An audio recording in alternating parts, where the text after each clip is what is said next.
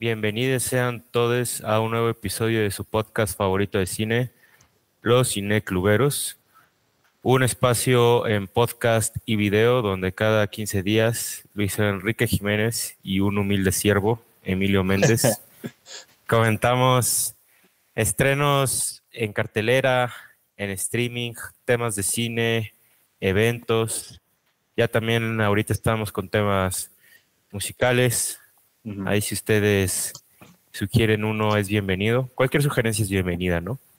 Pero bueno, ya para el episodio de hoy, como podrán haber visto, ya tenemos seleccionado los temas que hablaremos, los cuales aquí Luis muy amablemente nos presentará. Pues en este caso tenemos dos películas que son estrenos en cines, pero también son estrenos de plataforma, aunque todavía no llegan a estas. Y pues uno de ellos es, bueno, y curiosamente también son de autores americanos, entonces creo que habrá algo de qué hablar sobre eso. Uno de ellos, o el primero es Killers of the Flower Moon o Los Asesinos de la Luna, como le pusieron aquí en México, de Martin Scorsese, que se estrenó hace ya un par de semanas, pero que apenas vamos a hablar de ella porque pues es necesario. Era obligatoria esta película. Y después vamos a hablar de The Killer, de David Fincher, que también ya se estrenó en salas, creo que la semana pasada o antes pasada, pero que a Netflix va a llegar para la semana en la que este episodio se publique. Entonces, tampoco no vamos a hablar con spoilers porque pues gran parte de la audiencia la va a ver apenas llegue en Netflix, ¿no? Pero bueno, vamos a hablar primero de The Killers of the Flower Moon y Emilio nos va a contar de esta película y su opinión. Es correcto. Pues bueno, empezando por Los Asesinos de la Luna. Es la más reciente película de Martin Scorsese, director pues estadounidense que literalmente no necesita presentación.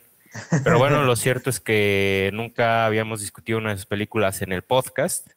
No. Pues bueno, ya saben, es un director de ficción y documental, dentro Sí. de donde se destaca en la ficción, con películas como Taxi Driver, Toro Salvaje, Buenos Muchachos, Silencio y más recientemente El Irlandés, ¿no? Ujú. Y pues sí, saco a colación tal vez más El Irlandés, siendo que es su más reciente película antes de esta de Killers.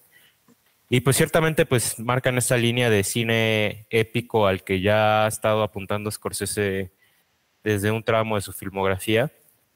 Yo por lo menos podría decir que desde Buenos Muchachos ya Scorsese apuntaba como a hacer filme épico, filme de grandes proporciones, con muchos personajes, de larga duración, contado a manera literaria, ¿no? Y ahora en esta su más reciente película, pues cuenta la historia de pues una comunidad nativa de los Estados Unidos, la nación Osage, Ujú. que a raíz de que encuentran petróleo en sus tierras, pues se vuelve pues una nación muy acaudalada, donde Ujú. pues sus habitantes prácticamente se vuelven ricos de la noche a la mañana y pues es una historia muy insólita, ¿no? Donde, insisto, una comunidad nativa, pues de pronto es más, pues tiene más dinero que la gente, pues que los imperializó, ¿no? Ahora sí que digamos que la gente estadounidense promedio. Y entonces, pues obviamente esta gente Osage, pues es gente que pues carga con joyas, tiene choferes, que son, pues insisto, son gente blanca, ¿no? Entonces, pues bajo este contexto muy particular, pues existe pues una familia justamente blanca, donde Ujú. está William King Hale, que es una suerte de cacique en estas tierras, interpretado por Robert De Niro, quien pues recibe a su sobrino que está regresando de la Primera Guerra Mundial, a Ernst Burkhardt, interpretado por Leonardo DiCaprio. y pues básicamente este Ernst, pues en busca como de fortuna y de empezar una nueva vida después de la guerra, pues obviamente se instala con su tío y pues este le dice, ¿no? Como de, bueno, pues así está la cosa aquí, lo que te conviene es que te cases con una mujer nativa de aquí y es aquí donde pues Ernst se vuelve chofer de Molly y pues empezará una relación con ella, ¿no? Obviamente pues lo que le da título a la película es que dentro de esta nación empieza a haber una serie de asesinatos pues muy sospechosos, donde pues justamente es notorio que alguien se quiere quedar con las propiedades y con los títulos que tiene la agente Osage, Sí. pero lo más particular de todo esto, dentro de lo que ya es una historia particular, es que todavía no existe el Buró de Investigación de los Estados Unidos, ¿no? Ujú. Que justamente dentro de las cosas que abarca Killers of the Flower Moon, pues es un tramo importante de la historia estadounidense moderna, dígase del siglo XX. Y entonces, pues justamente antes de que exista el Buró de Investigación, pues justamente pues de pronto la gente podía cometer este tipo de asesinatos en serie sin ser investigados, ¿no? Que eso, Ujú. insisto, es más algo que ocurre en el siglo XX. Y entonces, pues, es aquí donde Scorsese se siente en su terreno, siendo una película de crimen y su correspondiente castigo casi religioso correspondiente. Después de ese largo contexto y sinopsis de una película de 3 horas 20, Sí. pues, ¿qué puedo decir? La verdad es que Scorsese, pues ya sea por motivo casi que de meme, de mediatización, pues ahorita es, insisto, un cineasta pues bastante ubicado, que aboga por una idea particular de cine, como pues algo casi ya medio que está pasando y que él defiende, pues un estilo de película, pues insisto, más literaria, más clásica, ¿no? Y Killers of the Flower Moon aboga por este tipo de cine. Es una película que, insisto, similar al irlandés, similar a Goodfellas. Pareciera cine de David Lean, este cineasta que en los 50, 60 hacía películas épicas como Lawrence de Arabia o Doctor Zhivago. Y es eso, ¿no? Es, eh, es un cine gigante de tradición narrativa que Scorsese ha dominado y perfeccionado pues, a lo largo de su carrera. O sea, sí, creo que él es un narrador excepcional y es muy entusiasta en la forma en que graba. Ujú. Se habla mucho del presupuesto en sus últimas películas y aquí, pues obviamente cuando te avienta un plano general, pues es una cosa sublime, ¿no? Como grandilocuente, ¿no? Ver los pozos de petróleo, ver las comunidades de gente, las bodas, los eventos, Ujú. las casas, los coches, es como de, o sea, todo es real, ¿no? Bueno, o sea, todo luce real, claramente también Sí. Scorsese es alguien que sí ha, eh, pues, sido entusiasta de los efectos Ujú. visuales, aquí están muy bien empleados para la recreación de época. Y pues insisto, es una historia que creo que se cuenta muy bien. Tiene una transición y un desarrollo bastante marcado. Eso, por supuesto, que ayuda a cómo se cuenta la historia. Y pues nada, o sea, creo que a mi gusto el corazón de esta película se encuentra mucho en, en las relaciones que hay particularmente entre el trío de personajes que mencioné en la sinopsis, que es Ujú. Ernst, interpretado por DiCaprio, William King, interpretado por De Niro, y Molly, interpretada por Lily Gladstone. O sea, cuando estos tres personajes conviven entre sí, aunque ahí el pivote es Ernst, cuando estos Sí. tres personajes conviven entre sí es cuando siento que encontramos a un director que sabe trabajar con actores, que sabe hacer chocar personajes, que sabe ponerlos en situaciones muy particulares. Ahorita tal vez podemos hablar un poquito más de las particularidades que hay en las relaciones de estos. Y pues nada, es un western, es una película épica, es una historia de la historia de los Estados Unidos. Ujú. Entonces es una película que abarca muchas cosas, también en su superficie hay también muchas cosas de las que se puede hablar, imperialismo, insisto, la cultura estadounidense, la historia del criminalística.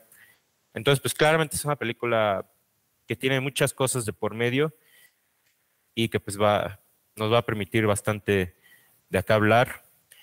Y pues es nada, en una situación de opinión, pues creo que es con lo que yo empezaría. No sé tú, Luis, con qué te gustaría comentar esta película. Pues, híjole, creo que sí, o sea, Scorsese ya está en un punto de su carrera que, pues él sabe, ¿no? Bueno, su carrera y su vida, en la que él sabe que pues esto no va a durar mucho tiempo más. No le queda tanto tiempo y él mismo lo ha dicho en entrevistas y es un poco triste como lo menciona, que pues él tiene todavía mucho que decir y poco tiempo para hacerlo. Y creo que con películas como esta me queda clarísimo que pues sí, es cierto, creo que es alguien que a sus 80 años todavía tiene ideas que expresar y todavía tiene ideas hasta de lo que él ha hecho que necesita como reconciliar, como cambiar.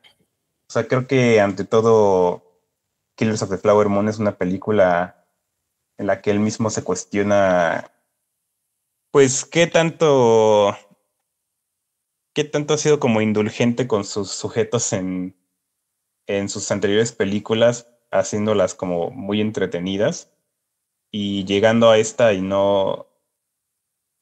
que no pueda ser de la misma manera, ¿no? Creo que es una película mucho más sobria, solemne, que a comparación pues sí, de su filmografía, al menos de esta fracción que es pues de crimen y esto, ¿no? O sea, porque hay otras películas que obviamente no lo son. De hecho, la mayoría de esas películas ni siquiera tienen nada que ver con crimen y eso, pero es como una idea que se tiene luego de él. Pero de estas películas, siento que aquí hay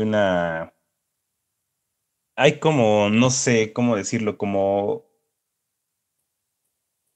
el no querer darle tanta perspectiva a los personajes principales, bueno, al menos a quienes son victimarios, y eso se me hizo muy interesante, o sea, no sé qué tan deliberado sea, pero sí se me hizo raro que, o sea, no, es una película que no tiene tanta voz en off como suele ya desde hace rato que, que sus películas eran voz en off, voz en off, voz en off, y aquí lo pierde casi por completo porque sí hay para varios personajes. Eh, y no sé, creo que está interesante. O sea, hay muchas cosas que hablar, pero a mí inicialmente se me quedó eso. O sea, creo que es una película con la que Scorsese se está replanteando, pues sí, el papel del cine en una situación como esta, ¿no? Como dices, o sea, la película habla de la historia de muchas cosas, la historia de Estados Unidos en general. Y pues creo que es eso, creo que pues él es una persona mayor, ¿no? O sea, él estuvo vivo durante muchos sucesos históricos muy importantes y creo que justamente es como estarse preguntando, ¿no? ¿Qué papel tuvo él en estas situaciones? Y aquí lo veo esa como, no sé si culpa, no sé si lo podría calificar como culpa, pero sí, mm, a lo mejor sí un poquito de culpa, pero más bien como hacerse responsable o hacerse consciente de qué papel ha tenido él, eh, pues sí, digamos, en el imperialismo de Estados Unidos y no sé, creo que es como lo que se me quedó marcado por esta película. Es es, es, es muy fuerte, creo que es una película muy fuerte y para mí sí ya está entre mis favoritas del año, por mucho. Fuertes comentarios. Fíjate que ahora sí que yo me he echado películas de Scorsese, pues ahora sí que a raíz del estreno de Ujú, Los Asesinos. Y sí es cierto, aunque sus películas no necesariamente siempre sean crimen, aunque sí es un tema muy fuerte dentro de su recurrente. filmografía, ya sea porque él habla de la mafia, del submundo en Nueva York. Ujú, Sí hay una cuestión de castigo. sí. El castigo siempre existe en las películas de Scorsese, como una idea católica, pero también como una idea de abnegación. O sea, en el cine de Scorsese, cuando él no está retratando criminales y está, digamos, retratando gente bondadosa, gente de fe, estos van a ser castigados con tal de demostrar su fe. Creo que uno de mis ejemplos favoritos de esto es Cabo de Miedo, que es una película de un abogado y de un ex criminal, bueno, más bien de un criminal que sale de prisión y lo empieza a perseguir. Y constantemente hay esta alusión al libro de Job, ¿no? De la Biblia, de el hombre al que Dios le quita todo y pese a que pierde todo, este no renuncia a su fe, ¿no? Y Ujú, entonces, pues así funciona básicamente el cine de Scorsese, ¿no? Y entonces, esta película tiene cuestiones de, digamos, de discurso particulares, porque si bien también es una película un tanto de reivindicación, yo no estaría tan seguro que tanto de su parte, sino más bien, pues, por ejemplo, empezando por el western, ¿no? De ujú, que el western suele tomar más la perspectiva de los vaqueros que de los indios, por sí. ejemplo, y esta película pues claramente está nivelada en ese sentido. Sí hay una cuestión, pues insisto, mucho de hablar de la reivindicación también espiritual. El cómo, por ejemplo, el poder, el acaudalamiento pues, puede atentar contra la espiritualidad, ¿no? Y entonces en esta película hay como esta cuestión, no sé si decir maniqueísta o de polos opuestos, de decir como de eh, el dinero y lo espiritual, la Ujú, gente que hace crimen y la gente que recibe el crimen, ¿no?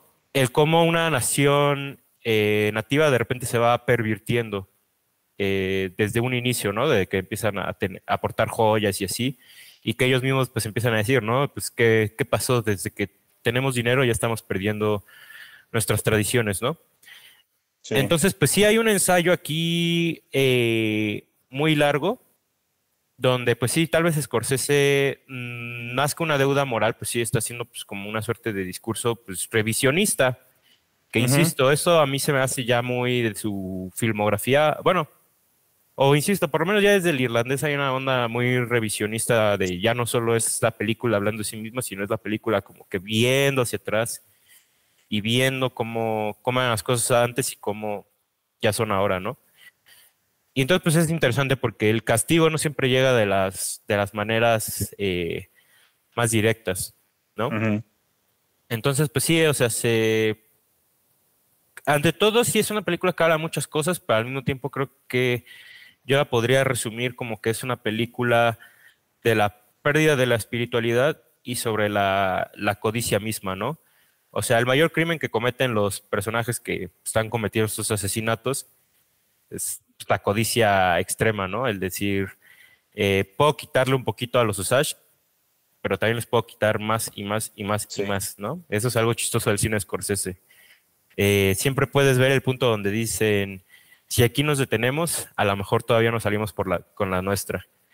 Pero como los personajes de Scorsese nunca se detienen porque son codiciosos, siempre son castigados eh, pues, por su propia mano, casi casi. Que entonces, pues hay quien dice, puede ser moralino. Yo más que moralino, pues sí creo que Scorsese se maneja bajo esta línea espiritual, religiosa, que es como Ujú, de, si obras mal, serás castigado. Pero incluso si obras bien, también serás castigado porque tienes que tener fe ante la situación que te está ocurriendo. O la tienes que demostrar, por decirlo de alguna manera. Entonces, pues sí, es una película que la verdad, yo nomás en una cuestión de ritmo sí diría, para mí tarda un poco en empezar. O sea, sí, sí está esta cuestión de que él repente se centra. Originalmente la película iba a ser de este detective que iba a interpretar de hecho DiCaprio, que iba a llegar a un lugar donde está habiendo asesinatos y de repente los iba a ponerse a investigarlo, ¿no? Y de repente él dice, ¿y si en vez de tomar la perspectiva del detective, tomamos la perspectiva de la familia que él va a investigar? Y para mí la película como que se vuelve más cachonda cuando de repente sabemos quién está cometiendo los asesinatos y vemos cómo están operando y luego ya vemos las consecuencias una tras otra, tras otra, tras otra. O sea, sí creo que aquí Scorsese se toma el tiempo para narrar su historia, pero al mismo tiempo yo creo que eso pues es es una forma de decir lo que él quiere hacer, ¿no? Como de, ¿sabes qué? Si las películas son un parque de diversiones hoy en día, pues yo te voy a hacer un paseo por el parque, ¿no? O sea, si yo más bien voy a decirte, ¿sabes qué? No vas a estar en el carrito, es de, vamos a detenernos tantito, vas a hacerte tu tiempo para ver esta película y la vas a ver con paciencia. Y como la vas a ver con paciencia, yo también me voy a tomar mi tiempo para narrar la historia y la cuenta muy a detalle. Entonces, ahí hay una cuestión de intención que también veo en la cuestión con Scorsese. Y bueno, también algo que quisiera comentar es la fotografía de Rodrigo Prieto, que eh, no sé, él ha sido colaborador de Scorsese por lo menos desde el Lobo de Wall Street, si no me Sí. equivoco. Y creo que este y Silencio serían mis trabajos favoritos de los que Rodrigo Prieto ha hecho con él. Eh, que ojo, el mismo año en que Rodrigo Prieto sacó Barbie, bueno, trabajó en Barbie. Y o sea, aquí lo que hacen Killers of the Flower Moon es una fotografía anamórfica que sí hay que ver con el mejor, con el mejor sistema de calidad posible, porque hay unas cosas de aberración cromática, de aberración de foco, de cómo se distorsiona la imagen, de cómo cambia la intención visual en una toma, en una escena o en otra, y eso también pasa con el diseño sonoro. Pero sí me quería detener un poquito aquí en la fotografía de Rodrigo Prieto, porque sí ha sido de mis trabajos favoritos de este cinefotógrafo en particular, pero particularmente de esta colaboración que él tiene con Scorsese. Yo casi que le podría ya dar el Oscar, pero este año es de Oppenheimer para mí, en fotografía. Entonces, para mí, para mí. Yo no doy el Oscar, claramente. No, no, ya sé que no. Pero, pero sí, yo creo que entre él y Hoytema hasta ahorita está la competencia de Sí, claro. fotografía.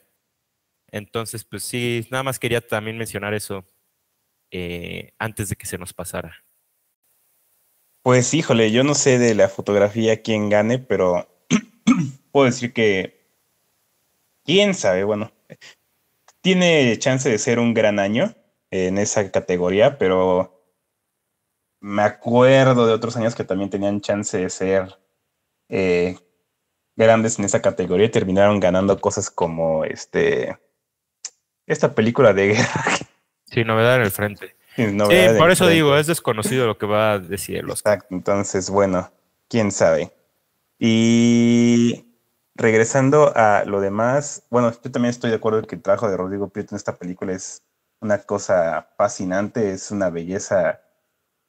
No sé, es ahí donde ves la magnitud de la película y creo que, eh, híjole, no sé, yo que la alcancé a ver en IMAX, que sí dije como, ¿por qué vería un drama de 3 horas y media en IMAX? Y sí, en cuanto empezó dije, no puede ser, qué, qué cosa, qué forma de ver estos escenarios y esa valió muchísimo la pena.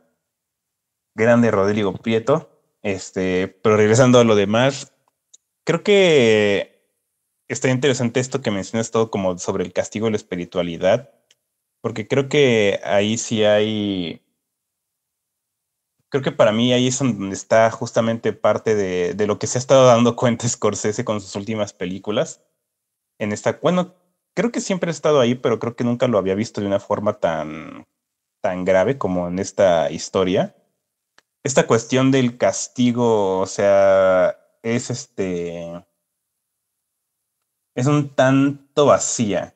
O sea, si uno piensa pues en qué fue el castigo de varios de sus personajes, por ahí lo leí en un tweet. O sea, el gran castigo de muchos de sus personajes es tener una vida cualquiera, como la de cualquier persona. Ujú. Y sí, o sea, para sus personajes, pues ese es un castigazo, ¿no? Pero pues si uno lo piensa, es como de, bueno, realmente qué perdieron, ¿no? Y pasa en El Lobo de Wall Street, pasa en Goodfellas, pasa en El Irlandés y, y pasa aquí en Killers of the Flower Moon, que, bueno, no puedo decir spoilers de un hecho real, ¿no? Entonces, ahora sí que, que si te spoileo la historia, pues está en internet, ¿no? O sea, es algo que pudiste haber leído en otro Te la lado. pelaste, dices. Sí, o sea, es- son hechos reales, perdón. Pero, o sea, creo que en esta película Scorsese sí deja muy claro que esta cuestión del castigo, pues es un poco, pues inútil, ¿no? Y de hecho, pues, creo que por eso la secuencia final, que bueno, eso sí no lo voy a mencionar qué exactamente sucede. Ujú. Pero pues sí deja claro eso, ¿no? O sea, cada personaje tuvo como su condena, su castigo, cada quien lo cumplió como quiso, como pudo. Y saliendo, cada quien hizo lo que quiso y vivieron plenamente, ¿no? O sea, incluso esta persona, Ernest Borchardt, pues vivió hasta los 80 y tantos años, al parecer. Y pues hay quien dice, o sea, vivió lo suficiente para haber visto al menos hasta Raging Bull. O sea, Ah, este güey pudo haber visto Raging Bull y dices con todo lo que hizo, ¿no? Con todo lo que hizo vivió hasta casi 90 años. Eh, y se me hace muy interesante eso, ¿no? Por eso creo que para mí sí hay como un poquito de esa...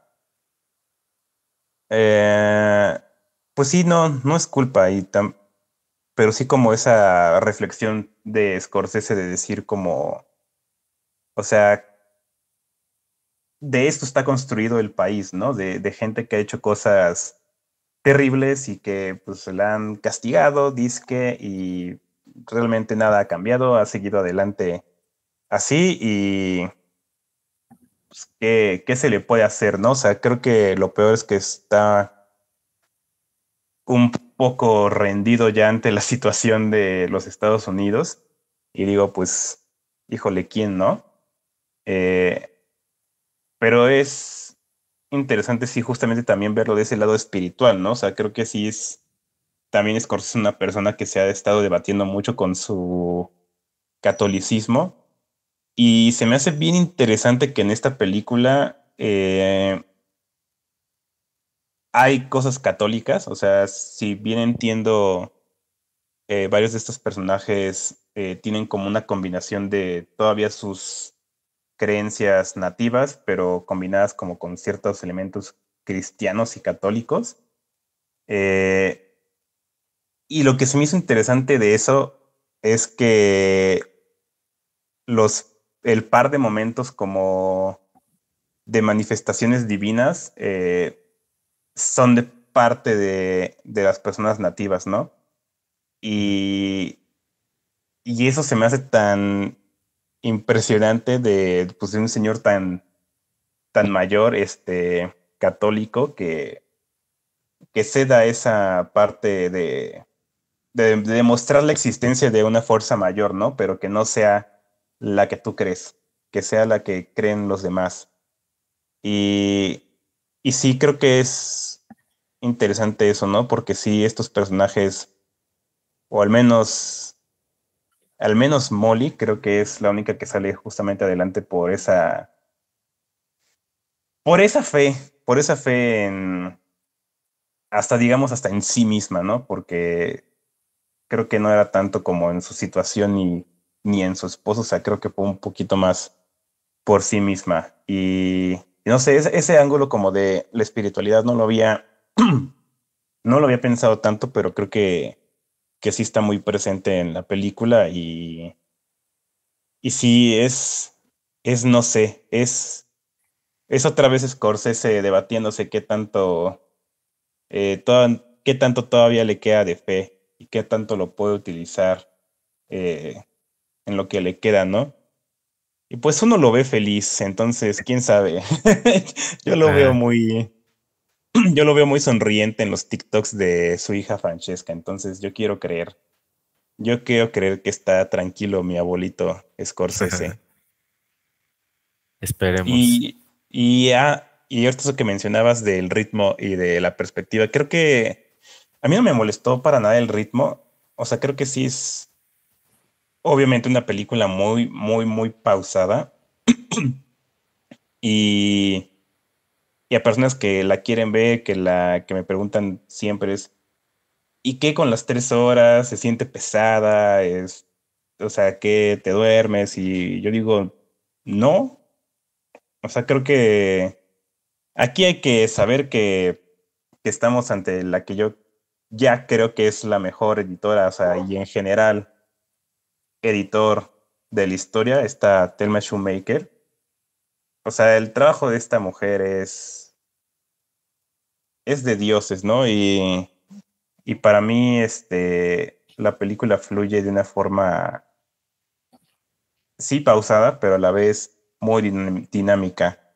Y, y creo que se me hace todavía más interesante porque sí, como dices, o sea, digamos que lo que es la trama del libro en la que se está basando la película, pues es justamente cuando llegan a investigar a los asesinatos. Y, o sea, qué mejor que decir, mejor vamos a empezar como mucho más atrás, dedicarle 2 horas y media a eso y la trama de lo que íbamos a adaptar apenas hasta que sea realmente el final, ¿no? Y creo que en cuanto al ritmo y la edición, o sea, nos lleva muy, muy, con mucha calma hacia ese punto, pero cuando llega, o sea, termina siendo más como pues sí es como un payback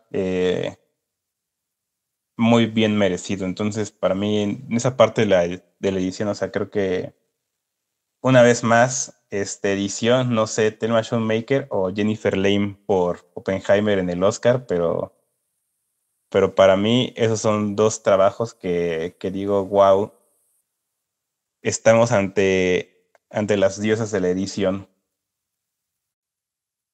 Grande Thelma Schumacher, que ha sido colaboradora de Scorsese en toda su Casi carrera. Y todas. pues sí, o sea, si yo no podría atentar contra el ritmo de esta película porque, insisto, aunque a mí no se me hace, digamos, el más óptimo, o sea, yo sí creo que si el chiste de Scorsese y Schumacher fuera, vamos a hacer la película más rápida, lo podrían hacer. Pero sí, Scorsese tiene una cuestión muy particular con los ritmos en estas dos últimas películas. Ujú. En esta, en Killers, no puedo hablarlo con mucha certeza, porque yo con el irlandés lo descubrí tiempo después. Y es que el irlandés es una película que primero se cuenta de manera rápida Y para que la luego, última hora sea un requiem moritorio, sí, donde de repente toda la primera parte era música, música, música, narración, corte, violencia, violencia, violencia, y el final es silencio y pasajes y ratos muertos y tal, sí. ¿no? Yo sentí, digo, dando una especulación de esta película, yo sentí que esta era al revés. Empezamos con tiempos muertos, con silencios, con conversaciones, y luego ya nos vamos a Ujú. crímenes y personajes y explosiones y disparos, ¿no? Entonces, insisto, sí, claramente hay una intención con el ritmo que yo, insisto, yo no puedo atentar contra ella. O sea, yo soy quien se echó 5 veces Oppenheimer y 3 veces Babylon en el cine. Entonces, claramente a mí, yo estoy muy a favor de las películas largas, pero aparte, insisto, yo sí creo que el público está muy mal educado, bueno, no, mal acostumbrado, mejor dicho, mal acostumbrado a, no, es que las películas tienen que ser rápidas, es que tienen que durar 2 horas. Y Sí. sí, justamente ahorita hay esta postura con esta película que dura 20 minutos más que Oppenheimer y es como de, no, a esta ya no entro. porque es Ajá. muy larga. Que bueno, digo, es respetable, pero también es como de, pues vamos, o sea, justamente si estamos ante un evento cinematográfico, pues hay que hacerse el tiempo para verlo, ¿no? Más porque sí, o sea, esta se Exacto. tiene que ver en pantalla grande. Yo también la pude ver en IMAX y en un cine cutre, y sí resentí mucho la diferencia, o sea, insisto, yo ahorita que hablaba de la fotografía de Rodrigo Prieto, es porque en IMAX la pude apreciar bien. En el cine cutre, neta, se me hizo una película plana. Y no, imagínense si hubiera llegado así a esta conversación diciendo, no, pues la fotografía está sería muy triste. Entonces, si es una película que, y si tú la vas a ver por primera vez en Apple Plus, pues está bien, pero sí te vas a perder de muchos matices. ¿Qué Sí, otra también. cosa? La supervisión musical que te combina Los- temas rock con temas nativos es una cosa muy, muy padre. Entonces, sí. pues, digo, ya ahorita ya no se puede ver en IMAX aquí en México, pero pues, si puedes verla en cine y no la has visto aún, pues te haría la invitación. Y sí, insisto, para mí el ritmo no es lo más eficiente, pero es el ritmo, es un ritmo deliberado. Y Ujú. eso es para mí más importante. Entonces, eh, pues hay que hacerse el tiempo para verla. Y ya nomás para acabar de mi parte, pues sí mencionar un poco a los personajes, ¿no?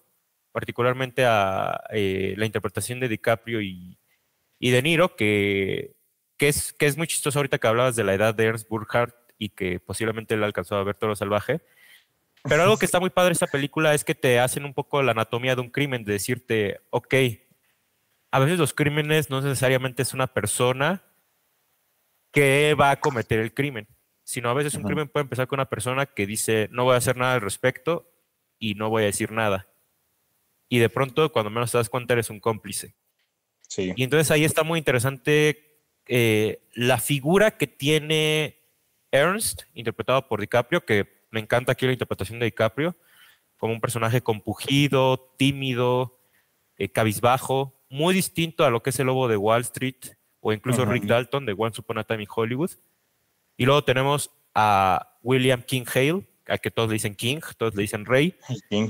que es Ujú. un cacique, insisto, o sea, es un tipo que aprende a adoptar las costumbres de la nación Osage, conoce a cada uno de los integrantes del pueblo, crea relación con ellos, es muy inteligente, Ujú. pero llega un punto de la película donde te das cuenta por qué está haciendo todo esto. Que tiene que ver un poquito con su personaje Cabo de Miedo, de hecho. También un personaje que aprende muchas cosas, pero no las aprende para usarlas con las mejores intenciones, ¿no? Sí. Entonces me gusta mucho este juego, este tablero que crea Scorsese en el pueblo. También por eso yo, pues sí podría, también defiendo el ritmo de esta película, ¿no? Porque pues, prácticamente esa primera hora que no es tan divertida, pues es un poco para plantearte ese tablero de ajedrez. Y pues Ujú. obviamente luego, bueno, no luego, pero también está Molly, que sería el personaje abnegado, ¿no? Como tú ya bien mencionaste, ¿no? La que pues, voy a tener buena fe y casi que esa va a ser la fuerza opositora contra esta otra familia de Ujú. Ernst y William. Entonces, eso la verdad se me hizo muy interesante de la película y que pues creo que bajo esa lectura también es que se vuelve más fascinante, ¿no? O sea, no solo el cómo están planteados los personajes y cómo acaban, sino también el ver cómo Scorsese se toma 3 horas, casi 3 horas y media para decir, esta es la anatomía de un crimen. Sí. Y que al final, pues sí, también es una suerte de metáfora de la codicia norteamericana, como también lo fue Oppenheimer o como también lo fue Petróleo Salvaje, ¿no? Petróleo Salvaje, Petróleo Sangriento. There Will Be Blood Sí. de Paul Thomas Anderson, ¿no? Casi, casi que la codicia norteamericana contemporánea y su fanatismo por la guerra y invadir países, ¿cuándo comenzó? ¿No? Exacto. Entonces, está interesante. Y creo que me sorprende que no hayamos mencionado a There Will Be Blood antes, porque creo que son películas que ya se parecen bastante, o sea, diría que son primas o hermanas en algunos sentidos. Y Y pues sí, o sea, creo que en cuanto a esos personajes, igual a mí me parecieron fascinantes. Eh, bueno, al menos Molly me pareció fascinante completamente. Ernest y el King Hale, o sea, me parecieron fascinantes, pero a la vez eh, creo que pues conforme avanza la película te das cuenta de, pues que no son hombres muy brillantes realmente, ¿no? O sea, a pesar de todo lo que logran y hacen, o sea, no son, digamos, las mentes maestras, que creo que eso es un poquito lo que quería como lograr Scorsese, o como no dar a entender, ¿no? No dándoles tanto de, pues tanta perspectiva, sí, tanta apertura a alcanzar a la audiencia, o sea, que no los fuéramos a confundir como gente más capaz de lo que realmente son. Y, y creo que sí, ahí está hablando Scorsese de algo pues muy, muy especial, ¿no? Esta cuestión justamente de que, pues de lo mucho que se habla de amor y de respeto en la película, ¿no? Y aún así hay como esa capa por encima de, pues de desprecio, ¿no? Y de intolerancia, de racismo, que pues creo que, o sea, sí, no sé, o sea, eso es algo como que a muchas personas de Estados Unidos, al día de hoy todavía lo tienen, por más que dicen que nada, que yo sí me caen bien y no sé qué. Eh, Creo que aquí no es el tema principal. Una película que sí lo explica bastante bien es Get Out, pero es un poquito ese mismo sentimiento y, pero aún así creo que hace a los personajes más, pues más llenos, ¿no? Ante todo, o sea, creo que sí, no es como que tengas que para nada simpatizar como con estos güeyes, pero pues como con ningún otro personaje de películas de Scorsese, al menos de este tipo, ¿no? O sea, siempre, es que siempre está esa de que, ay, es que los glorifica y no sé qué. Yo digo, no sé qué películas ven, pero Scorsese nunca ha visto con simpatía ni ha glorificado a ninguno de los protagonistas de sus películas y esta no es la excepción. Yo creo que incluso a estos sí les tiene hasta como cierto disgusto que no deja ver tan claro en la película, pero sí, creo que sí se nota un poquito. Te dan Y pues bueno, cringe, sí, le da cringe, ajá, de alguna manera, o sea, te inducen al hay... cringe.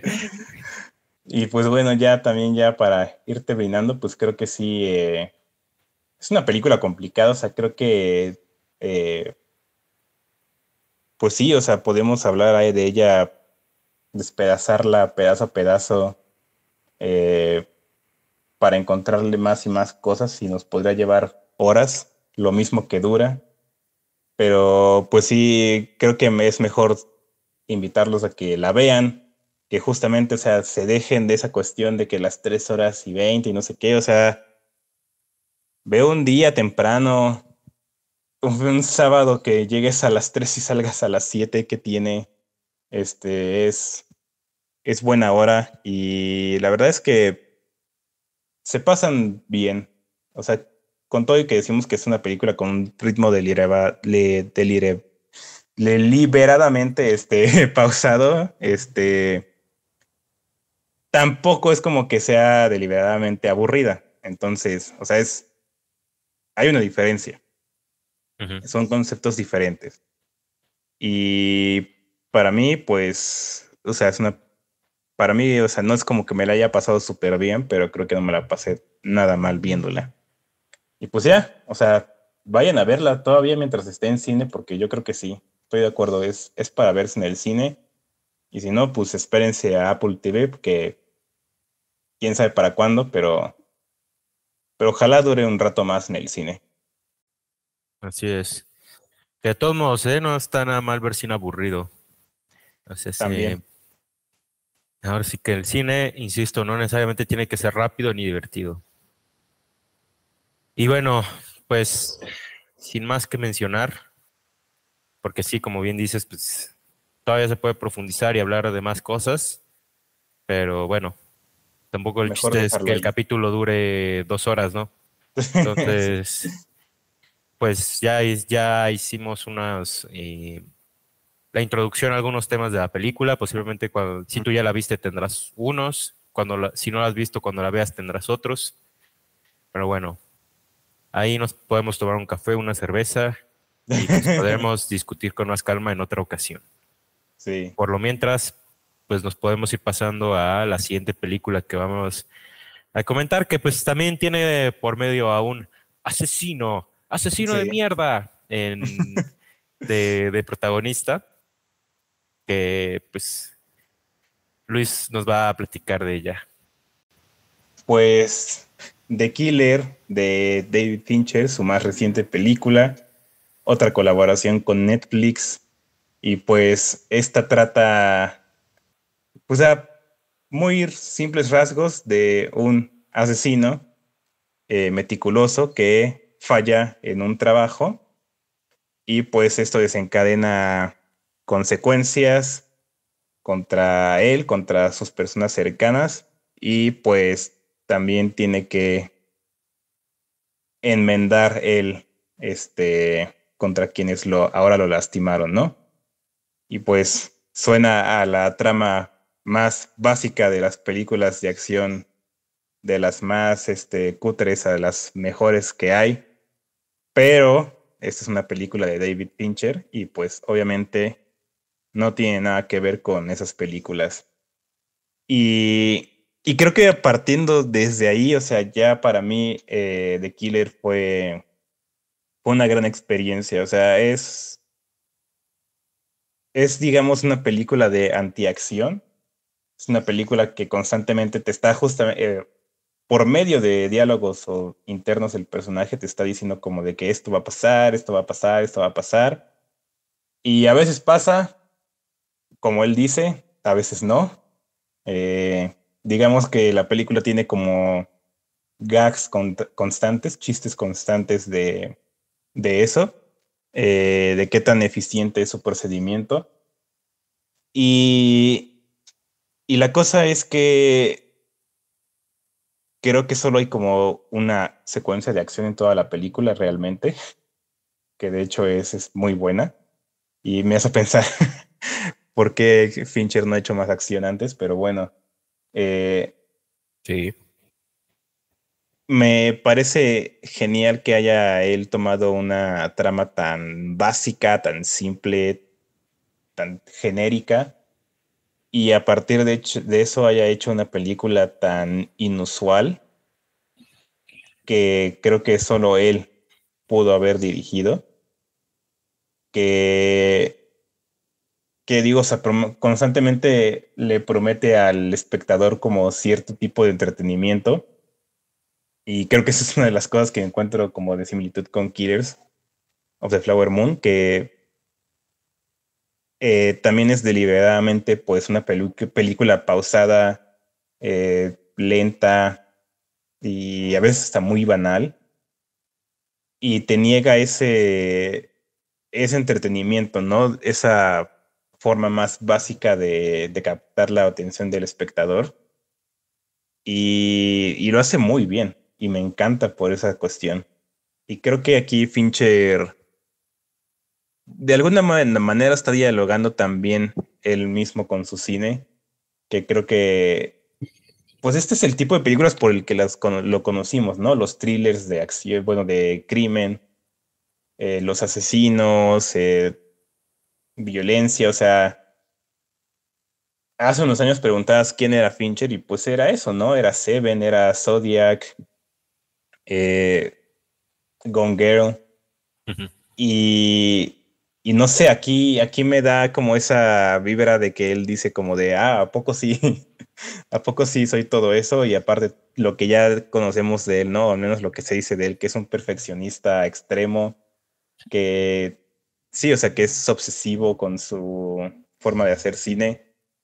Y pues casi casi estamos viendo aquí a un asesino que dice lo mismo, pero las cosas no le salen exactamente como quiere. Y, y aquí veo a un Fincher que su estilo rígido que hemos visto, al menos en, pues sí, casi toda su carrera, ese estilo muy estático eh, que tiene él, lo desmonta y, y hace cosas muy diferentes, cosas nuevas. Entonces, creo que hay muchas razones por las que The Killer me pareció una gran película, pero no sé a ti qué te pareció. Pues es una película que me ha fascinado por varias razones, pero principalmente creo que sí entraría por esta cuestión del estilo. O sea, es una película, pues ahora sí que aunque soy chistoso, pero pues con mucho estilo, o sea, tiene mucha onda la película. Sí. Que sí, o sea, eso es muy Fincher. O sea, Fincher empezó como director de videoclips. Ujú. Es algo que él casi casi que empezó desarrollando era ritmo, ¿no? O sea, tú ves Seven y Seven es una película totalmente plantada en el noir, pero Ujú. aparte con unas ondas de edición de música muy modernas para su época. Bueno, bueno, modernas incluso en esta época, porque bueno, sí voy a decir, voy a empezar con este comentario A ver, medio chingaquedito, ¿no? Pero pues sí, a justamente ver. hace unos par de años, pues Matt Reeves hizo la película de Batman, ¿no? Y que se Ujú. mencionaba mucho esto de, no, que se inspira mucho en Seven y en David Fincher. Exacto. Muy estudiante de Fincher.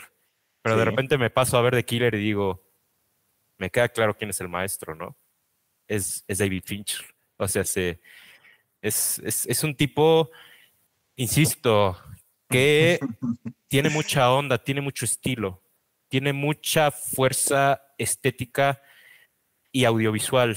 Y eso hace que sí, de repente me haces una película anodina, de tiempos muertos, minimal como es The Killer, y no sé cómo se me fueron 2 horas. O sea, eh, y esto se ha mencionado un par de veces a la hora de hablar del estilo de Fincher, pero es un estilo muy hipnótico.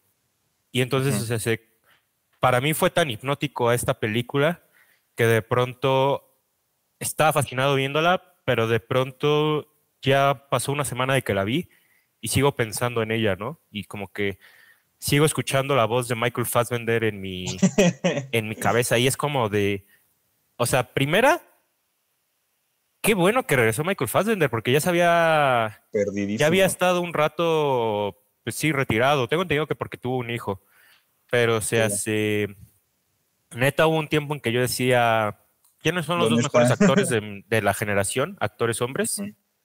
Joaquin Phoenix y Michael Fassbender. Para mí eran ellos dos, ¿no? Y de pronto a Fassbender, pues lo dejamos de ver. Sí. Y yo siempre consideré que Michael Fassbender y David Fincher eran una dupla de ensueño. Dije, por alguna razón yo sí me imagino a Michael Fassbender en una película de David Fincher. Bueno, pues ya pasó y era exactamente lo que esperaba, ¿no? O sea, se van como anillo al dedo. Y sí, o sea, esta película, ante todo, es una película conceptual. Eso sí quisiera Sí. rescatarlo. David Fincher, si bien sí ha tocado el tema de los asesinos en otra de sus películas, nunca lo había tocado de esta manera como en The Killer, porque The Killer no es una película narrativa como Seven, ni como Gone Girl, que es un Ujú. poco una de sus últimas películas. Que Gone Girl es David Fincher ya habiendo perfeccionado Sí. su estilo, su caligrafía y el cine que él hace. Para mí Gone Girl es una película perfecta. Gone Girl y Red Social. Esos dos son cuando dije, ok, David Fincher ya alcanzó el tope de su estilo. Pero así como yo decía, estuvimos un rato sin Michael Fassbender, estuvimos también un rato sin Fincher. O sea, que sí, tampoco es como que no hizo nada. O sea, por ahí en medio Sí, sí, sí. está Mindhunter y Ujú. está Mank. Que sí, o sea, todo esto tiene que ver con un contrato que firmó para Netflix David Fincher, que si no me equivoco abarca una serie y 3 películas, de las cuales ya llevamos la serie y 2 películas. Sí. Entonces, si no me equivoco, todavía le quedaría a Fincher hacer una película más con Netflix. Pero Mank, yo sí la veo un poco como esa película que él hizo un poco por cariño a su padre, ¿no? Porque era un Sí, guión que Jack Fincher escribió, murió sin poderlo vender, sin poderlo realizar.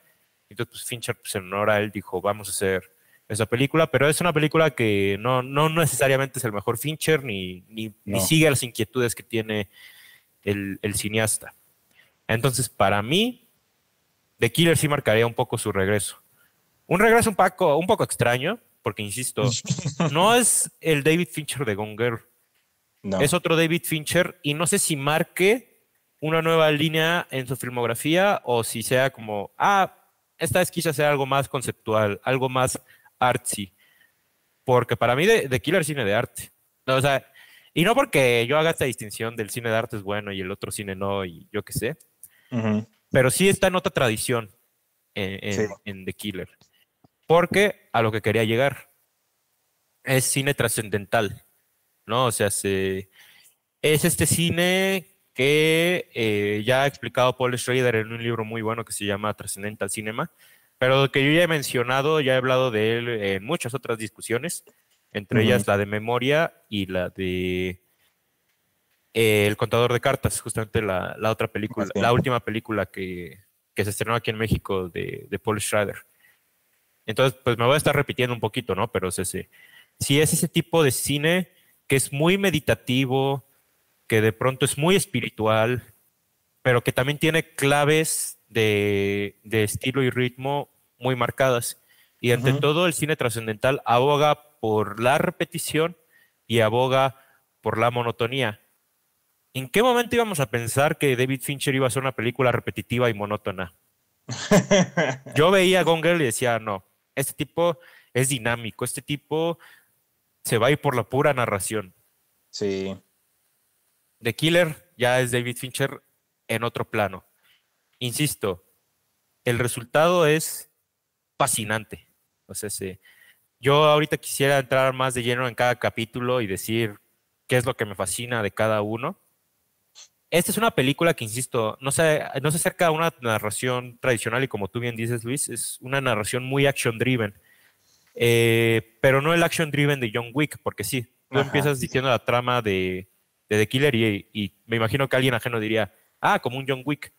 Sí. Suena pero no, o sea, no, Pero no, no no es es. John Wick, o sea, es la película de un asesino serial como si te la estuviera contando Bresson. O sea, es muy monótona, es muy cotidiana. Y cuando digo monótona no es aburrido, es monótona de tiempos muertos, muy, Ujú. de un tipo que de repente está esperando en una habitación, de un tipo que está comprando cosas por Amazon, de un tipo que está caminando, de un tipo que espera fuera de casas. En ese sentido es monótona. Y es una película que digo que es action driven porque no se conduce por esta es la historia de un asesino que esta es su esposa y después secuestran a la esposa. O sea, aquí la película se va por lo más simple. Es muy directa y es más una película de acciones. Un tipo caminando, un tipo esperando, un tipo conduciendo, un tipo viendo. Que eso sí, ahorita también hay que hablar del montaje. O sea, esa Sí. forma de jugar con la perspectiva, brillante. Pero ahora, ya me eché todo un chorote nada más para decir lo que me gusta de la película. Que insisto, es una película que me ha fascinado en muchos niveles. Y sí tengo que decir que viéndola la primera vez, porque ya me la eché 2 veces, había un tramo de la película que yo decía, esta podría ser la película del año para mí. Neta, estoy fascinado. Pero también tengo sentimientos encontrados. O sea, hay un punto para mí que sí es un poco su flanco débil y tiene que ver con dos cuestiones, o tal vez una nada más, que es un poco, que sí es muy declarado que esto es un vehículo filosófico. De hecho, tan solo Ujú. empieza la película y de lo que te está diciendo Michael Fassbender es, muchos confunden el escepticismo con el nihilismo. Y de ahí Ah, te sí. parte a decir que esta es una película nihilista. Y pues bueno, si hay una película nihilista, pues nada importa. Entonces, digamos que un poco esa es la base filosófica de esa película. Y creo que está bien, O sea, la película sí termina siendo coherente. Sin Sí. embargo, sí creo que en sus últimos dos capítulos sí cae en algo un poco sangrón, que la termina emparejando un poco con La casa de Jack, de Lars von Trier, que se me hizo curioso.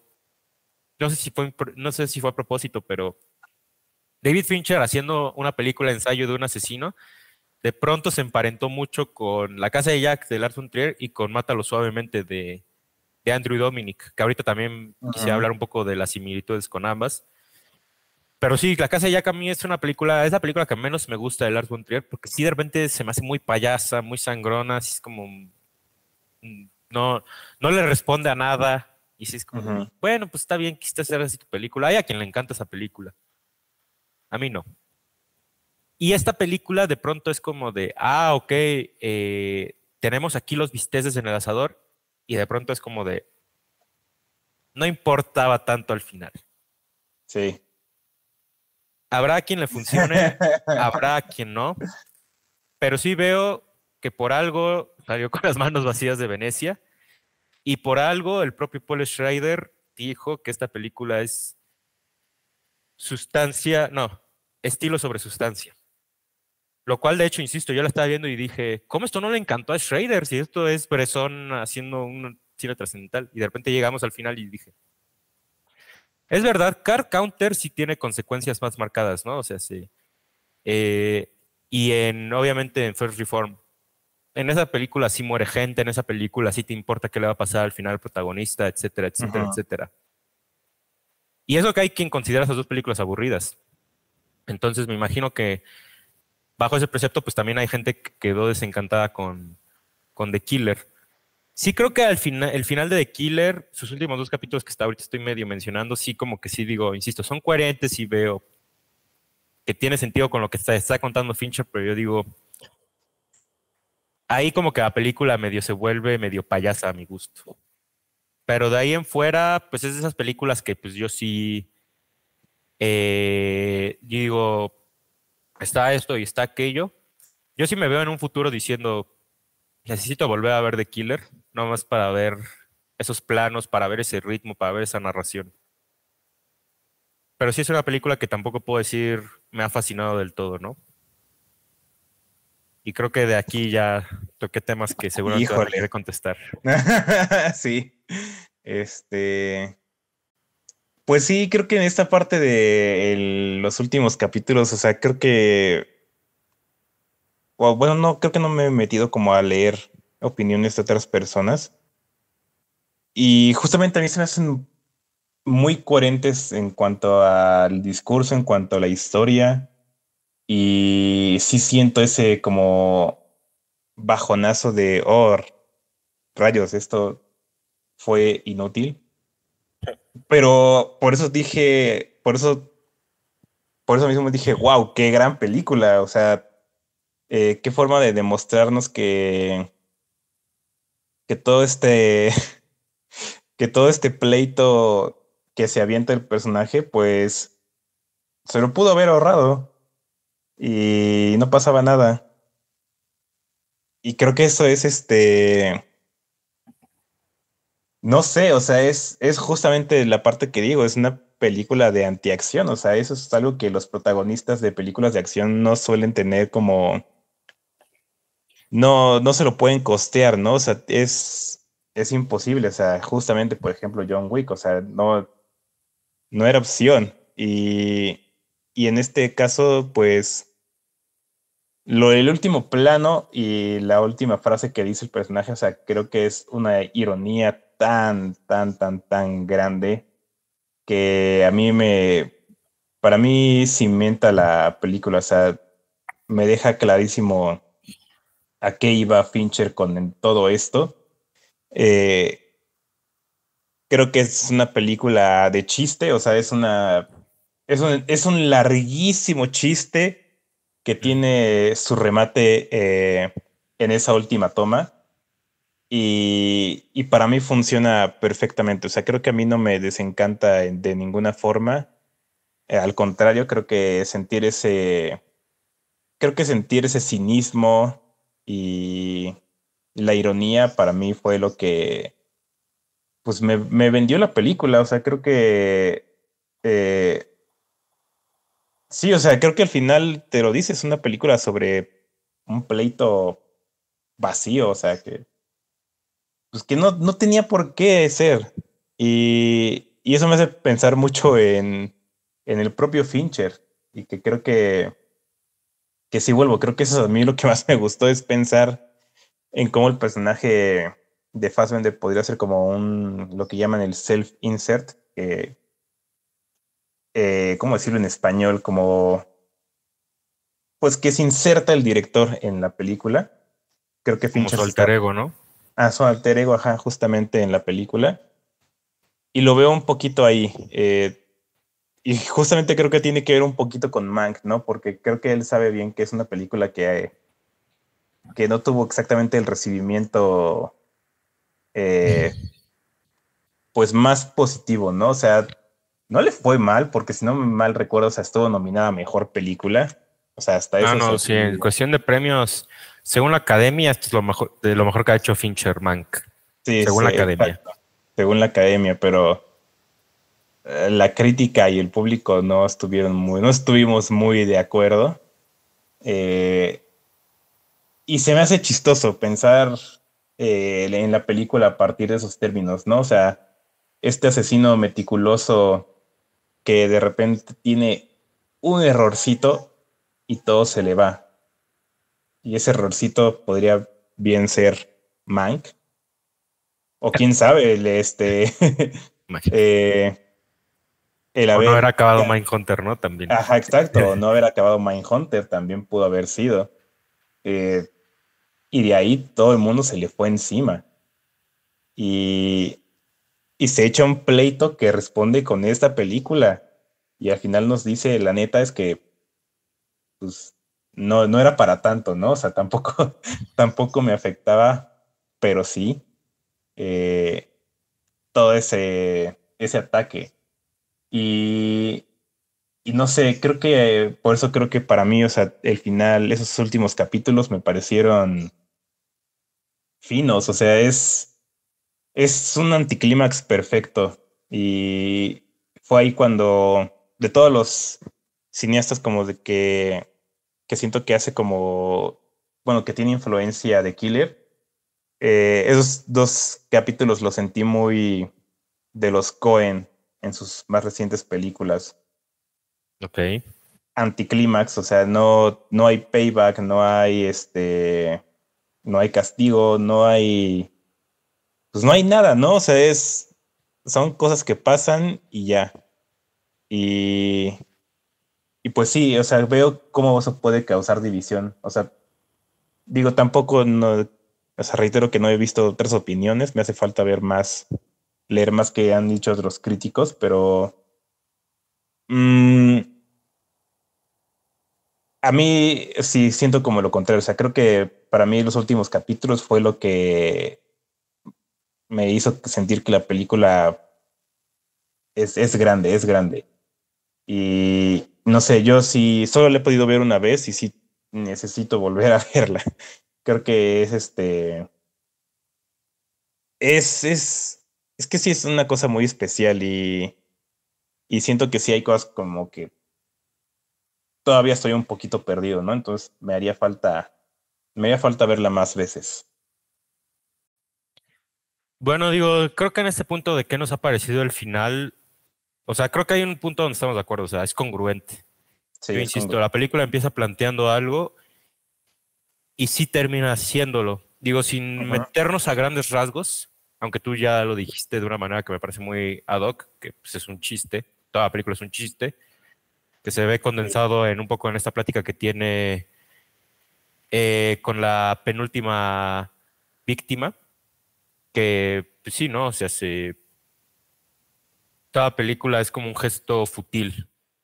Ujú. Eh, y sí, o sea, es anodina, es nihilista.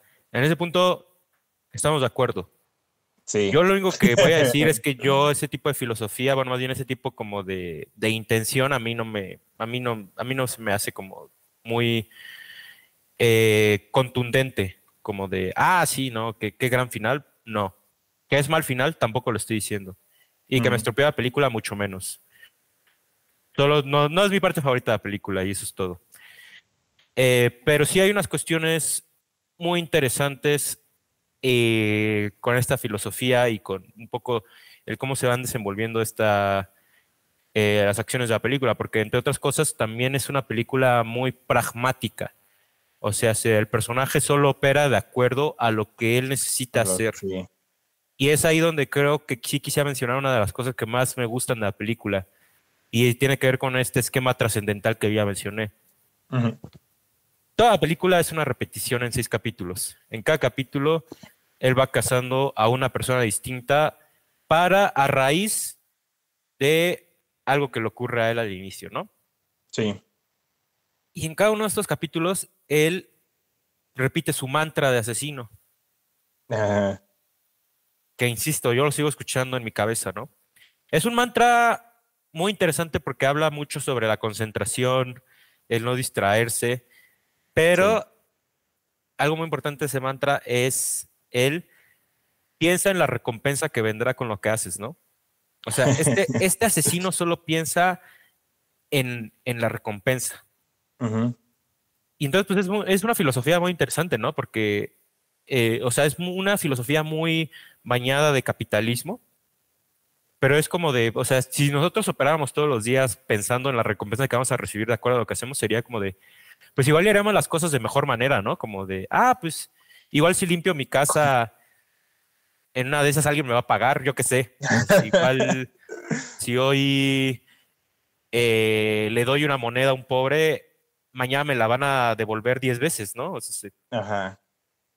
a lo mejor es una filosofía así muy interesada, muy pragmática, pero sería interesante pensar cómo se puede aplicar en el día a día, ¿no? Y es ahí donde yo digo que es una película, o sea, no estoy diciendo que yo estoy pensando así, pero o sea, es ahí donde yo digo que esto es una película trascendental, porque sí te está hablando de un estado espiritual en el mundo capitalista. Y eso es al final lo que se me hace más interesante de The Killer. Es una meditación en el mundo capitalista occidental contemporáneo. Sí. Las cosas que utiliza este asesino protagonista para asesinar, las compra en Amazon, las compra en, en Home Depot, casi casi, o sea, son Sí, es cosas que cierto. compra en tiendas. O sea, y sí, esa película tiene mucho esta onda de operamos a raíz de una transacción. Que sí, al inicio de la película el personaje va a un hospital y la doctora casi casi que le dice, sí, vamos a ayudar a la paciente. Y el tipo le quiere pagar, ¿no? Y la doctora Sí. como que le rechaza el pago, como de... Esta película hace mucha insistencia en esto de la transacción. Entonces, insisto, se me hace una película, la verdad, muy fascinante en su filosofía particularmente capitalista. Insisto, no soy muy fan del final, pero sí le encuentro la gracia. O sea, si, por ejemplo, este final donde es una conversación con un tipo y en la casa solo hay pantallas que te muestran como estadísticas Sí. y cosas de economía, es como de wow, ¿qué onda con el discurso aquí, no? La verdad está muy interesante. Entonces, o sea, sí, sin duda alguna es una película, como tú bien dices, muy fina. Tiene muchos detalles, la verdad, que vale la pena apreciar. Y pues sí, hay cosas de su filosofía que, insisto, unas me gustan más que otras, pero queda, la verdad, a mí también se me hace una película chistosa. Que insisto, no estoy tan seguro qué tan fan soy de que la haya ligado con La Casa de Jack y con Mátalo Suavemente de Andrew Dominic, siendo que casi que las vuelve una suerte de trilogía, aunque eso sí, la mejor de la trilogía es The Killer de David Fincher. Pero incluso tiene cosas similares a Mátalo Suavemente, donde de repente el asesino mata a alguien y la cámara hace un ralenti como de un segundo, que en Mátalo Suavemente los asesinatos casi todo es a cámara lenta. Entonces, o sea, hay ahí rimas, yo insisto, con Mátalo Suavemente y con La Casa de Jack, no sé por qué, pero ahí la que me termina gustando más es El asesino de David Fincher. Y sí, o sea, al inicio que tú decías por qué David Fincher no ha hecho acción antes. Sí, no, el tercer capítulo que es una pelea, es impresionante lo que hace Genial. David Fincher con lo cinemático. O sea, Sí. cómo te muestra una pelea entre un ser fornido y este Michael Fassbender.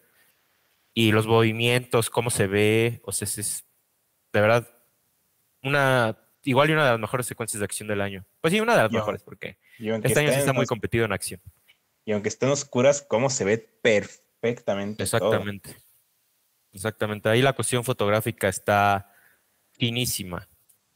Entonces, insisto, sí es una película con la que yo sí me quedo con ciertos reparos.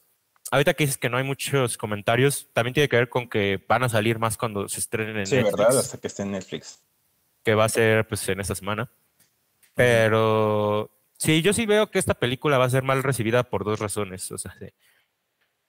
Primera, porque es una película extraña y conceptual dentro de la filmografía de Sí. Fincher. O sea, la gente de inmediato va a ser como de, o sea, este güey nos está contando nada a lo largo de la película. Ujú. Y segundo, que llega al final de la película, va a haber varios que tampoco les va a encantar ese final. Estoy seguro. Pero que esa lectura que tú hiciste, esa lectura meta que tú hiciste de Fincher como cometiendo un error y vengándose está chistosa también. Creo que a mí lo que me importa es que Fincher se tenga confidencia de hacer más este tipo de cine. Que También. ciertamente siempre lo ha hecho, ¿no? Porque también el Club de la Pelea, pues, también a mí se me hace una película muy sangrona y muy anarcocapitalista. Pero, o sea, ojalá Fincher cuando salga de Netflix, porque vamos a ver cómo hace su siguiente y última película con Netflix. Más ahorita que Netflix ya dijo que ya no va a hacer proyectos de vanidad. Sí. A ver cómo hace la que sigue Fincher. Pero, o sea, ojalá sí siga en esta onda conceptual, porque la verdad, insisto, de Killer, con todos los reparos que le he puesto, tiene unas cosas muy, muy, muy fascinantes. Insisto, no soy fan de que sea compañera de la casa de Jackie de Mátalo Suavemente. El final se me hace muy sangrón, pero yo voy a volver a vivir esta película nomás por ver esos montajes, a Michael Fassbender en motocicleta, Ah, recorriendo sí. las calles, hablando de narcocapitalismo en su cabeza. Y otra cosa, esta película y Shame se me hacen un poco chistosas porque sí siento que es como Michael Fassbender, casi que no parece película, sino parece documental de Michael Fassbender, ¿no? Como que Sí, tú sí te podrías imaginar a Michael Fassbender haciendo lo que hace en la Shame y verdad, en El sí. Asesino en su día a Sí. día, ¿no? Sí. Entonces, en ese sentido es chistoso, pero lo digo porque también va muy ad hoc a lo que hace Michael Fassbender. Entonces, para mí esta película es un tour de force, ya sea por la actuación de Michael Fassbender, la supervisión musical, Ah, sí. la Uf. edición, la fotografía, el montaje y la dirección de David Fincher. Obviamente nada de esto va a ser reconocido por la academia, No creo. Ahora pero sí no todo creo. eso sí digo, wow, o sea, sí, es, tiene una fuerza cinemática impresionante. Entonces, pues no sé, o sea, sí, la verdad, Pues, híjole. O sea, creo que aquí sí va a entrar una cuestión justamente de filosofías y de ideologías, que por la que yo veo por qué Schrader no le gustó al final. Que creo que también ya traía ahí algo como contra Fincher, porque me acuerdo que también Mank como que le arrastró un poquito. que bueno, tampoco es la Eh, gran película. no, no, no, pero Tampoco es- no, pero o sea, como desde antes, ni siquiera antes de verla, como que ya le traía ahí Ah, ok. un poquito de saña. Y, y no sé, o sea, sí creo que sí puede entrar algo de ideología aquí, porque sí imagino a algunas personas diciendo como de que, pero es que el protagonista, bueno, no, sí es un poquito spoiler, pero creo que ni lo puedo decir de una forma muy vaga. Bueno, no, sí, o sea, pues no hay castigo, ¿no? Y eso es algo que la gente con personajes moralmente dudosos suele buscar. Y, y aquí no lo hay. De hecho, creo que es todo lo contrario a un castigo. Eh, y sí, eso es un tipo de filosofía pues nihilista, que se da pues esa, ¿cómo decirlo?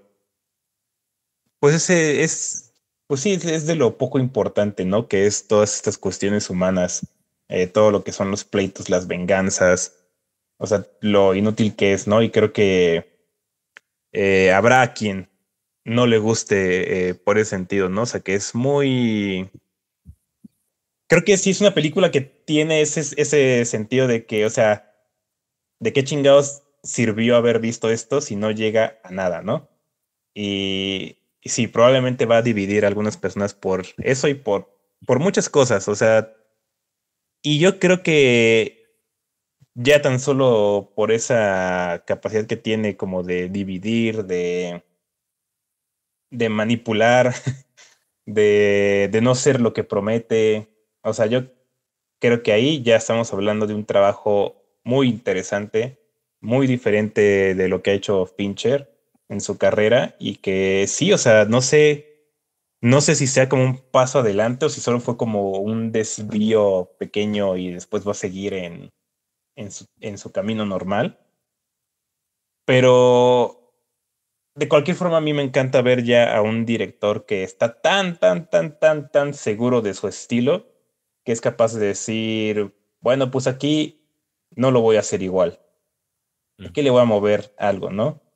Y algo que que en ese sentido me encantó desde muy temprano en la película, o sea, lo quieto que es la secuencia inicial, muy a su estilo, y de repente lo que sigue, pura cámara en mano, temblorosa. Y ahí dije, wow, esto es como la tercera toma en mano que ha hecho Fincher en toda su carrera. Me encanta. Eh, y yo creo que si se va todavía por ese camino de seguir como jugueteando con su estilo, de seguirlo, de alguna forma hasta criticándolo, porque siento que la película también es como un poquito eso de autocrítica, Ujú. pues, pues si ya teníamos a un gran cineasta con Fincher, o sea, creo que tiene chance de ser todavía mejor, cosa que no creía posible, pero puede que sí. Y que aún con eso, o sea, creo que The Killer no es de sus mejores películas, o a lo mejor sí lo es, pero es que estamos hablando, pues sí, del director de Seven, de La Red Social, de Gone Girl, de Zodiac. Ujú. Si yo te pongo The Killer en el séptimo lugar de su filmografía, no estoy diciendo que sea que no me guste tanto, pero qué cosas ha hecho este señor, ¿no? Y, y con lo grande que es esta película, diría que hasta eso es de sus menores, o al menos por ahí en el medio. Y eso ya es bastante para cuando una calificación es para una película así de buena, es estar en el medio de una filmografía. O sea, creo que es un maestro. Y pues sí, perdón, Fincher, que yo sí me enojé por Mank y porque cancelaron Mindhunter, pero ya recuperé la fe. Ya me acordé qué cineasta eres. Ajá. Entonces, desde aquí, mi disculpa pública a David Fincher. Y pues, ya no sé qué más quede por decir de The Killer. ¿Algo más que quieras comentar? O si no, Pues nada pues más ahorita que tú dijiste esto del ranking de Fincher, o sea, sí. Yo de Killer siento que en un mundo paralelo pudo haber sido mi favorita de Fincher, solo que insisto que ese final a mí no me termina de convencer, pero insisto, el Tour de Force, que es la película, la pone por encima de Mank y la pone por claro. encima de Benjamin Bottom, Eh, pero eso no quiere decir que yo le tire tierra a Mank y a Benjamin Bottom. Bueno, ya le tiré un poquito de tierra a Mank, pero es ese. Mank creo que es su peor película, pero es una sí. muy buena película. O sea, Ah, dentro de las películas que son académicas de revisionismo histórico y de perspectiva correcta del personaje que sale ganando al final, ajá. es muy buena, está arriba del promedio. Sí. Pero vamos, la contundencia que tiene Gone Girl o la red social las arrebasan. Y sí, o sea, no creo que sea la mejor película de David Fincher, obviamente, pero se hace, no, eso no es lo importante es que es un cineasta que, como yo dije de Alfred Hitchcock en La Masacre de Texas, ¿no? O sea, bueno, de que él hizo Psicosis, pues. Ujú. Pero está padre que un cineasta como David Fincher, siendo quien es, de repente haya dicho, voy a hacer una película de corte conceptual en mi filmografía. Y qué película, la verdad. Entonces, pues dale, échate otra así, maestro. O sea, Por favor. la verdad te quedó muy padre de Killer. No soy fan del final, pero la puedo volver a ver no sé cuántas veces porque me voló la cabeza. Entonces, pues, sí, la verdad, ojalá David Fincher se reivindique con todos, con la industria, con los críticos, También. y ya solo pues, apreciemos a este director que la verdad sí, sí es de los nombres importantes ahorita y por algo es. Exactamente. Pues, pues sí, a ver qué sigue, a ver qué sigue. Yo quisiera que ya lo soltara Netflix, pero Ya lo va a pues soltar. bueno. Pues sí, ¿verdad? Le decimos que ya la que sigue y al parecer ahí quedó. Ujú. Pero bueno, yo quisiera que podamos seguir viendo a Fincher en el cine. Entonces ya, que llegue pronto, por favor. Yo creo que en unos 5 años tal vez. Ojalá. Pronto. Y pues pronto, pues sí. Eh, y pues ya con eso llegamos al fin de este episodio. Y pues gracias por habernos acompañado. Ojalá hayan llegado hasta este punto. Y nos vemos a la próxima. Hasta la próxima, amigos.